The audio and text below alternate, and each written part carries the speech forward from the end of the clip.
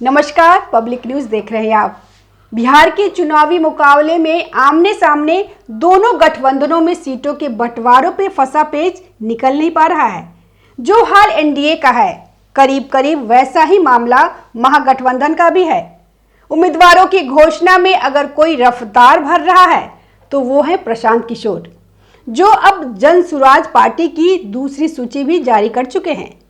बिहार विधानसभा चुनाव से पहले महागठबंधन में सब कुछ ठीक नहीं चल रहा है। सीट बंटवारे को लेकर आरजेडी और कांग्रेस के बीच तनाव की खबरें सामने आ रही है। बीती रात पटना में आरजेडी के राबरी आवास पर हाई वोल्टेज ड्रामा देखने को मिला, जिसने बिहार की सियासत को एक बार फिर गरमा दिया। सूत्रों के अनुसार आरजेडी प्रमुख लालू प्रसाद यादव ने राबरी आवास पर कई उम्मीदवारों को पार्टी का सिंबल बांटा था, लेकिन जैसे ही तेजस्वी यादव दिल्ली से पटना पहुंचे, स्थिति बदल गई। जिन उम्मीदवारों को सिंबल दिया गया था, उन्हें दोबारा राबरी आवास बुलाकर सिंबल वापस ले लिया गया। राबरी आवास पर रात भर उम्मीदवारों का आना जाना लगा रहा, लेकिन नेताओं ने इस मुद्दे पर चुप्पी साधे रखी। आरजेडी नेता मनोज कुमार झा ने ट्वीट कर स्थिति को सामान्य बताने की कोशिश की और कहा कि ऑल इज वेल। हालांकि उनके बयान और रात के घटनाक्रम ने साफ कर दिया कि महागठबंधन में सब कुछ ठीक नहीं है। जब नेताओं से महागठबंधन टूटने की संभावना पर सवाल पूछा गया तो कोई जवाब नहीं मिला। एक नेता ने बस इतना कहा कि हमें सलाह देने के लिए बुलाया गया था, कोई गंभीर बात नहीं है। लेकिन सीट बंटवारे पर सहमति न बन पाना और आरजेडी का सिंबल वापस लेने का फैसला महागठबंधन के लिए चुनौती बन सकता है।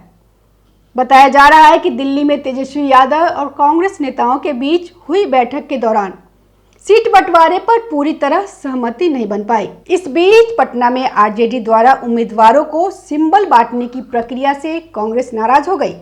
सूत्रों का कहना है कि कांग्रेस और आरजेडी के बीच तनाव अब खुलकर सामने आ रहा है, जिसकी झलक सोशल मीडिया पर भी देखने को मिली। बिहार में महागठबंधन के मुख्यमंत्री चेहरे का नाम अब तक घोषित नहीं किया गया है। ऐसी खबर जरूर आई थी कि तेजस्वी यादव और सहयोगी दलों की पटना में हुई बैठक में बाकी बातों के अलावा महागठबंधन के मुख्यमंत्री चेहरे पर भी सहमति बन गई है, लेकिन औपचारिक तौर पर ऐलान नहीं हुआ है। तेजस्वी यादव अपने स्तर पर खुद को बिहार में विपक्ष के मुख्यमंत्री पद के दावेदार के तौर पर पेश करते रहे हैं, लेकिन कांग्रेस की तरफ से सार्वजनिक तौर पर मंजूरी नहीं मिली है। मीटिंग के बाद सूत्रों के हवाले से सहमति बनने की खबरें तो आई है, लेकिन तेजस्वी यादव तो सूत्रों को कुछ और ही मानते हैं और बताते हैं। कांग्रेस नेताओं के सामने ये सवाल भी बार बार उठा है, लेकिन एक एक करके सभी नेताओं ने ये सवाल टाल दिया है। यहाँ तक कि राहुल गांधी भी तेजस्वी यादव के महागठबंधन के मुख्यमंत्री पद का चेहरा होने के सवाल को टाल दिया है। राहुल गांधी से ये सवाल तब पूछा गया था जब वो तेजस्वी यादव के साथ बिहार में वोटर अधिकार यात्रा कर रहे थे, और उससे ठीक पहले राहुल गांधी को तेजस्वी यादव की तरफ से प्रधानमंत्री पद का चेहरा बताया गया था। सवाल यह है कि तेजस्वी यादव के खिलाफ आईआरसीटीसी केस में आरोप तय हो जाने के बाद राहुल गांधी का क्या रुख होगा। आईआरसीटीसी घोटाले में दिल्ली के राउज एवेन्यू कोर्ट ने तेजस्वी यादव के अलावा उनके पिता लालू यादव और मां राबड़ी देवी सहित 14 आरोपियों के खिलाफ आरोप तय किए हैं। अदालत के आरोप तय करने के बाद राहुल गांधी लालू यादव पर दबाव बनाना शुरू कर दिए हैं। वैसे तो राहुल गांधी 2025 की शुरुआत से ही लालू यादव के परिवार पर दबाव बनाए हुए हैं, और दबाव का असर बिहार की वोटर अधिकार यात्रा में भी देखने को मिला है। ऐसा भी नहीं है कि ये दबाव कोई एक तरफा है। दबाव तो लालू यादव भी राहुल गांधी पे बनाए हुए हैं। कन्हैया कुमार और पप्पू यादव को लेकर मौका देखकर एक दूसरे को शह देने का मौका तो कोई भी नहीं छोड़ रहा है, और राहुल गांधी को तो अब ये नए सिरे से मौका मिल गया है। भ्रष्टाचार के आरोपों की बात करें तो राहुल गांधी भी उसी तरह खड़े हैं। मानहानि के मामले में जो वो लड़ रहे हैं उनकी बात अलग है। नेशनल हेराल्ड केस में तो वो भी जमानत पर है। ईडी उनसे भी पूछताछ कर चुका है, लेकिन भ्रष्टाचार के मुद्दे पर उनका रुख भी देखा जा चुका है। यूपीए सरकार के अध्यादेश की कॉपी फाड़कर राहुल गांधी बहुत पहले ही साफ कर चुके हैं कि वो क्या सोचते और समझते हैं। सवाल यह है कि क्या राहुल गांधी चुनावी माहौल में तेजस्वी यादव के साथ भी लालू यादव जैसा ही सलूक करेंगे? अध्यादेश की कॉपी फाड़ने के बाद से ही लालू यादव और राहुल गांधी के बीच रिश्ता तनावपूर्ण बना हुआ है। मिलना जुलना या दूल्हा बनने की सलाह वाली राजनीति चलती रहती है, लेकिन कसक तो मिटी नहीं है। राहुल गांधी चाहे जिस वजह से तेजस्वी यादव को मुख्यमंत्री पद का चेहरा घोषित करने से बचते रहे हो, लेकिन अब तो उनको ऐसा करने से पहले कई बार सोचना भी पड़ेगा। ये तो समझना ही पड़ेगा कि तेजस्वी यादव के खिलाफ चार्जशीट फाइल होने के बाद बिहार की जनता का क्या रुख होगा। बीजेपी की तरफ से जब हमले बोले जाएंगे, अभी तक तो प्रधानमंत्री नरेंद्र मोदी और बीजेपी नेता इंडिया ब्लॉक को अलग अलग तरीके से घेरते रहे हैं।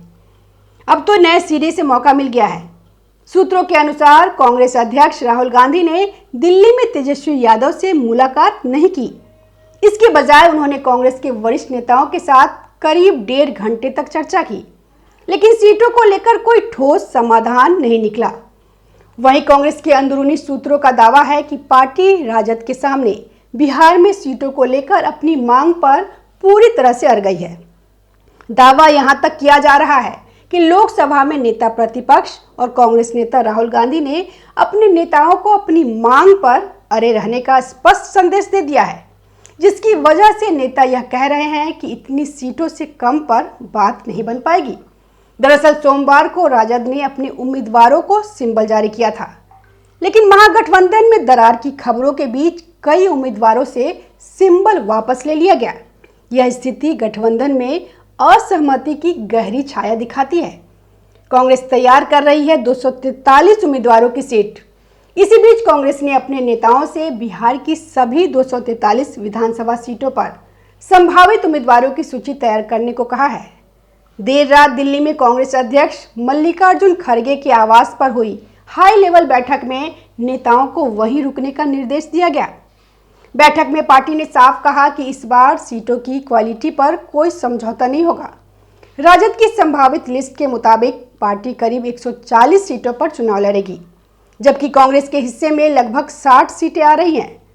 सूत्रों के मुताबिक सीटों के इस बंटवारे को लेकर दोनों दलों में अभी भी मतभेद है। मनोज झा के ट्वीट पर श्रीनिवास बीवी का जवाब गठबंधन में चल रहे खींचतान को लेकर सोशल मीडिया पर भी प्रतिक्रियाएं सामने आई है। राजद नेता और राज्यसभा सांसद मनोज झा ने ट्वीट किया, रहीमन धागा प्रेम का मत तोड़ो छिटकाए, टूटे से फिर ना मिले, मिले गांठ परी जाए। कांग्रेस नेता श्रीनिवास बीवी ने इसका जवाब देते हुए लिखा, शहर में आग है मगर राख में अब भी रूह है। कुछ लोग हैं जो मोहब्बत को जिंदा रखे हुए हैं।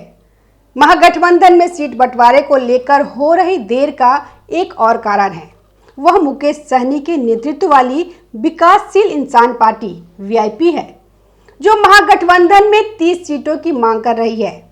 इस बीच सूत्रों का यह भी दावा कर रहा है कि सहनी सीटों को लेकर असहमति पर एनडीए के साथ भी जा सकते हैं।